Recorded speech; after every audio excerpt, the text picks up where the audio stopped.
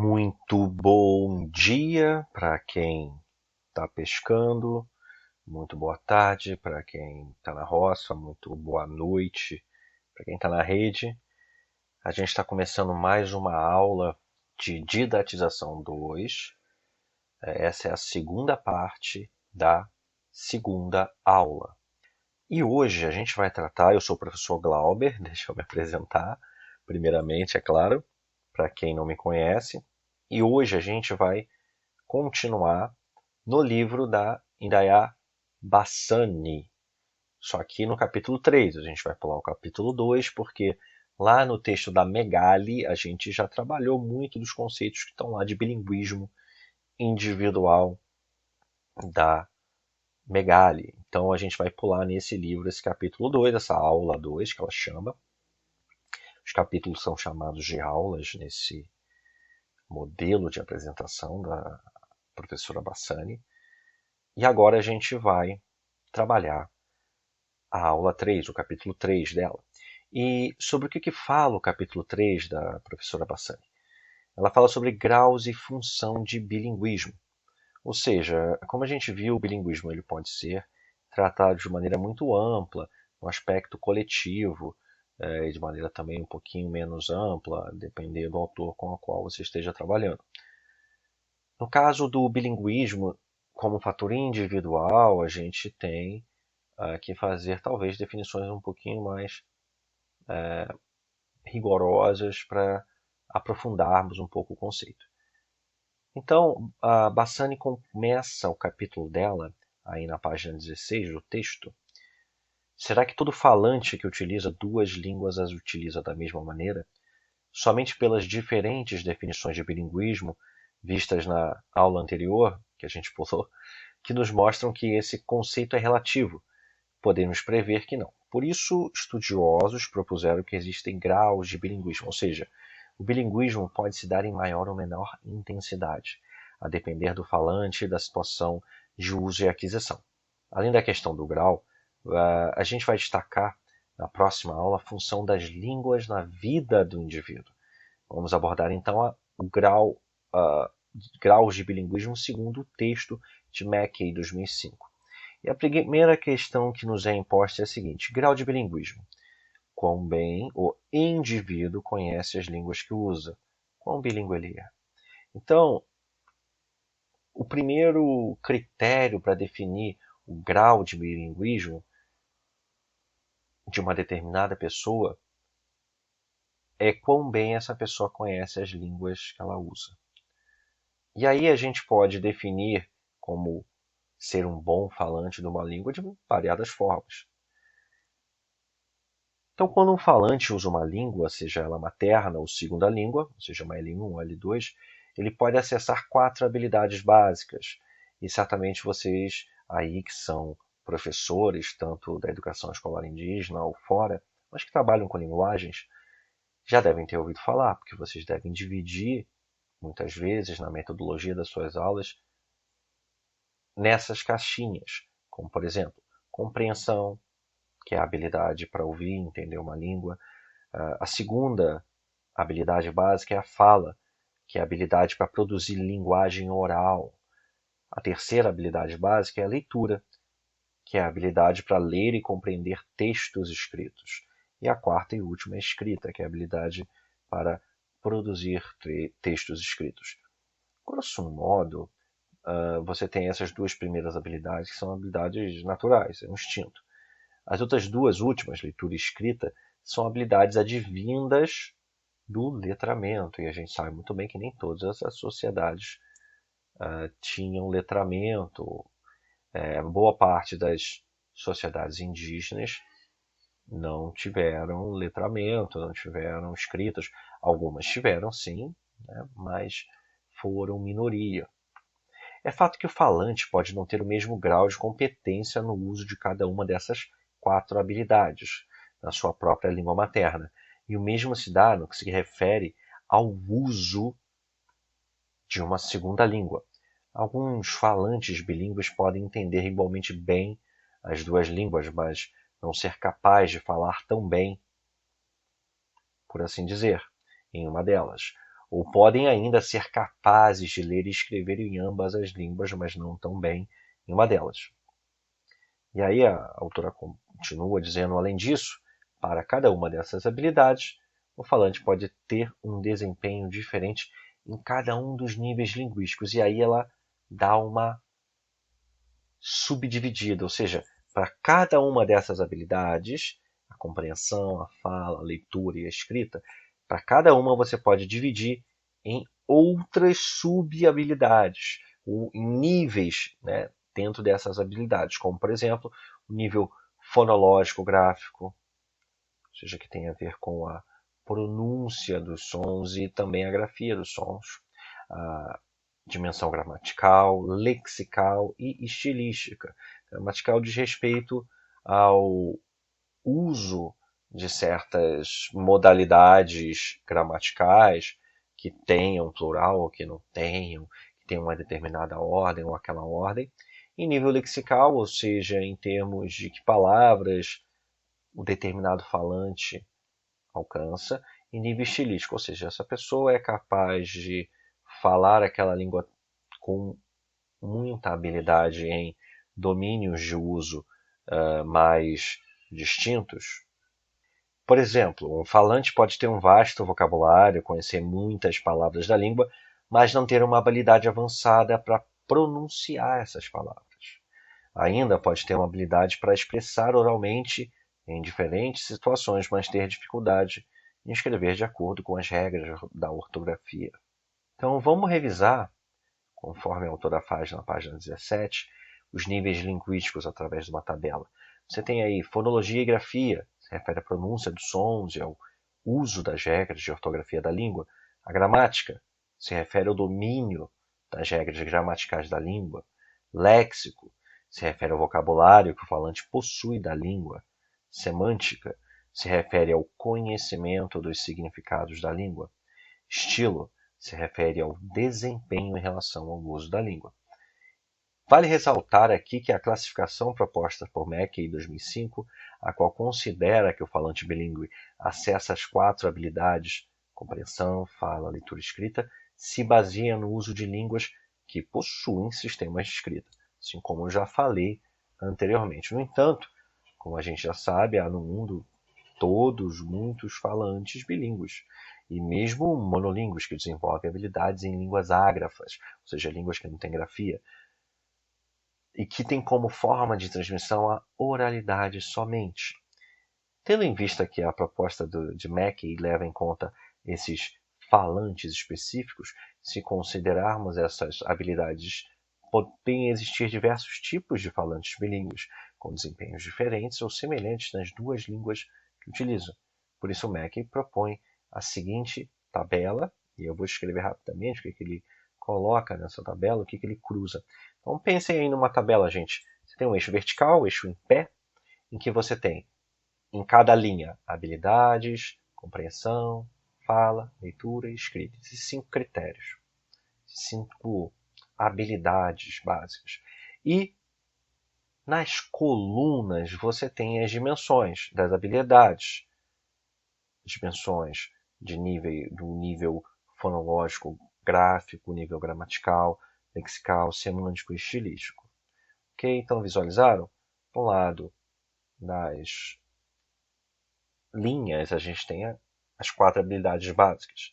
Do lado das colunas nós temos os níveis, os 5 níveis linguísticos que a gente mencionou.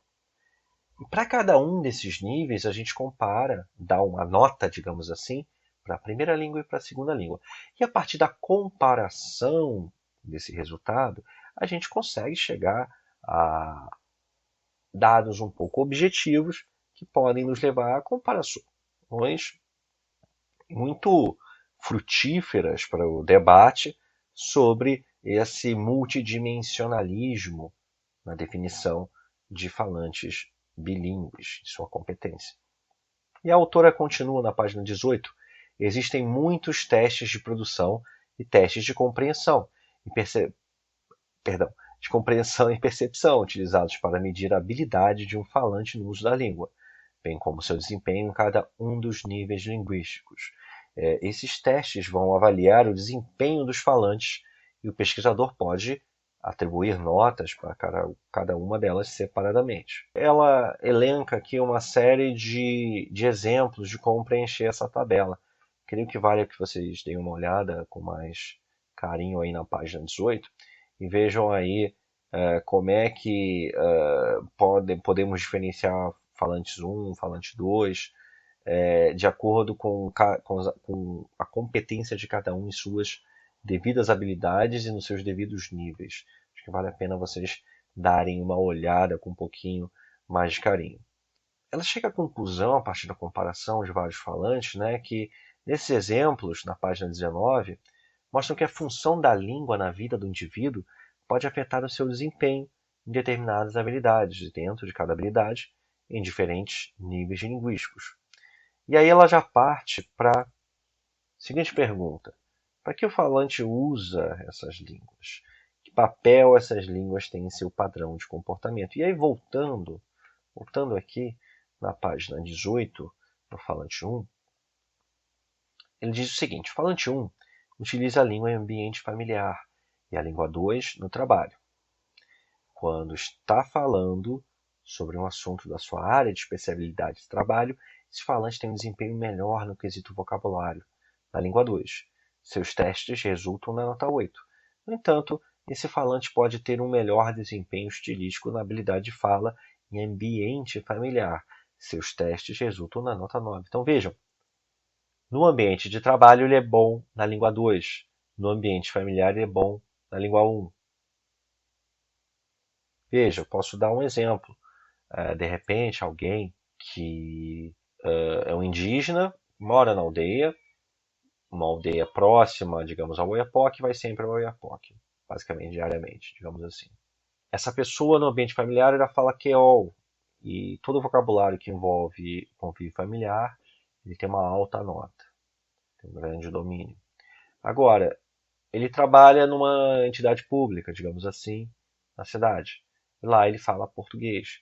E no linguajar da especialidade dele, digamos que ele seja indigenista, digamos na FUNAI, por exemplo, digamos que ele trabalha na prefeitura, enfim, seja o que for, ali ele tem maior habilidade naquele léxico em português. Enquanto que fosse na língua dele, ele muitas vezes não teria o mesmo controle, a mesma competência. Então é isso que essa autora, que é a Bassani, está comparando aqui quando ela fala de falante 1, falante 2, e compara suas habilidades. Então veja bem, o falante 2, agora outro falante, ainda na página 18, tem uma compreensão semântica, ou seja, do significado das duas línguas em um nível praticamente igual. No entanto, a sua língua 1 foi aprendida em casa e nunca estudada na escola. Ou seja, ele nunca foi alfabetizado nessa língua. E a língua 2 foi também estudada em ambiente escolar, o que é muito comum entre vocês, principalmente o pessoal mais velho que não foi alfabetizado em QEOL, que não teve nenhuma assistência nesse sentido. Na escrita, escreve melhor em português do que em QEOL, apesar do QEOL ser a primeira língua. Isso é um cenário muito comum em muitas línguas indígenas. Página 19, voltando, logo após aí o quadrado que fala sobre a função da língua, que lança a pergunta para que o falante usa as suas línguas, que papel essas línguas têm em seu padrão de comportamento, a gente vê que o grau de bilinguismo do indivíduo depende muito da função que as línguas em questão têm em sua vida. Então, no exemplo do falante 1 acima, a função da língua no que se refere ao uso familiar ou profissional pode fazer diferença no desempenho do uso de vocabulário. As funções da língua em uso são de ordem externa e interna. Observe a divisão do organograma que a autora coloca aí na página 20. Ela coloca um organograma bastante complexo em que a parte que está em azul se refere ao aspecto interno da função da língua na vida do indivíduo. E a parte que está mais em vermelho, os quadradinhos em vermelho, as questões externas. As questões internas têm a ver com o uso e aptidão. E as questões externas têm a ver com tipos de contatos, que se dividem em língua da família, língua da comunidade, língua da mídia, língua usada para correspondência, língua da escola, ou seja, vários domínios de uso possíveis para uma língua. E a gente vai começar a ver agora a função externa da língua. Veja bem, a função externa da língua tem a ver com a língua no ambiente familiar, na comunidade, na mídia, assim por diante. A influência de uso de cada uma das duas línguas na vida do falante bilíngue tem muita relação com a função que desempenham no convívio social. A língua pode ter sido adquirida ou somente ser usada em diferentes situações: ambiente familiar, com a comunidade de convívio social, de trabalho, na escola, na grande mídia, como por exemplo na televisão, rádio, jornais, internet, ou pode ser usada somente para troca de correspondências oficiais, como cartas. Eu não vou entrar muito nos detalhes de cada um desses tipos. Língua familiar, ou seja, a língua que se usa no ambiente de família com a qual você cresce. A língua da comunidade é a língua que se dá no contexto de comunidades bilíngues. Pode haver a língua que é falada pela vizinhança, que é falada por um grupo étnico, mas que, por exemplo, você não fala na sua casa. As línguas da mídia também, você pode viver num país, falar uma língua em casa, e o jornal se passar numa outra língua, que é a língua oficial desse país. A língua de correspondência, a língua que você tem lá um domínio escrito, e a língua da escola, que também é a língua oficial do estado em que você vive. Mais adiante, na página 21, a autora fala sobre políticas para a escolha da língua usada na escola. Você tem vários critérios para fazer esse tipo de política.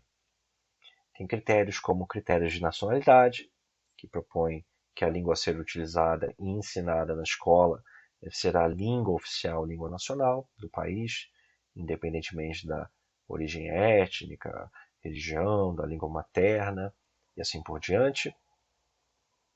Essa é a política do sistema de escolas públicas dos Estados Unidos e também foi o sistema instituído no Brasil para o ensino do português para comunidades indígenas desde o período de colonização até a Constituição de 88, conforme a senhora Bassani, a professora Bassani, fala aí no capítulo 6 desse mesmo livro, nos aspectos linguísticos da cultura indígena. Políticas de territorialidade. Nesse sistema, a política diz que a criança deve aprender na escola a língua utilizada pela comunidade local, o território em que vive. Também tem o critério da religião. Esse tipo de critério é considerado em países que as fronteiras linguísticas coincidem com filiações religiosas. Na cidade de Quebec, no Canadá, que eu já citei aqui, por exemplo, há cidades com escolas católicas francesas, cuja língua usada é o francês. Escolas protestantes inglesas, escolas católicas inglesas, cuja língua usada é o inglês. Mas não há escolas protestantes francesas, porque não há um grande número de protestantes franceses para se justificar a abertura de uma escola. E também por origem étnica. Esse critério leva em conta a língua falada em casa pelo aluno, ou seja, esse tipo de sistema passou a ser o de muitas comunidades indígenas brasileiras a partir da abertura na Constituição de 88 para o ensino das línguas nativas na escola.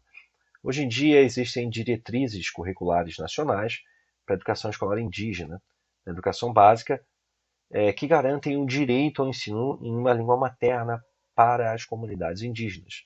Esse sistema também vigora em regiões da África do Sul, em que há diversas comunidades bilíngues e multilingües.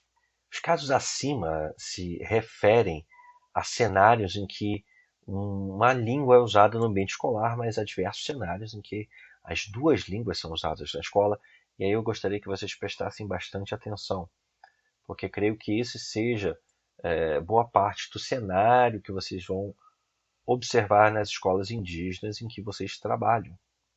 Nas escolas indígenas em que vocês trabalham, certamente você tem momentos em que se usa a língua creole e momentos em que se usa o português. E aí, o nosso papel aqui é perceber que papéis diferenciados essa língua exerce nessa escola. E é isso que vocês vão fazer numa das nossas avaliações, atividades. Uma língua é usada, por exemplo, pode ser usada para determinadas matérias e e a outra para as demais, uma língua usada para abordar tópicos de cultura, história e religião, e a outra para ciências.